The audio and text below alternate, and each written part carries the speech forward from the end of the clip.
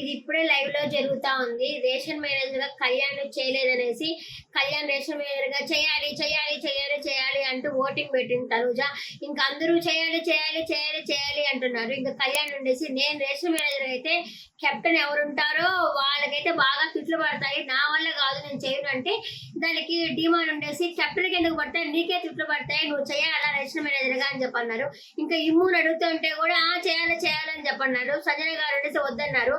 అంటే 8 మందిలో ఎవరినైనా ఒక్కరిని వద్దు అని చెప్పిస్తే రేషన్ మేనేజర్ గా చేయరు అని చెప్పేసి పవన్ కళ్యాణ్ అంటున్నారు. అందరూ వచ్చేసి పవన్ కళ్యాణ్ రేషన్ మేనేజర్ గా చేయాలి చేయాలి చేయాలని ఓటింగ్ అయితే ఎక్కువైంది.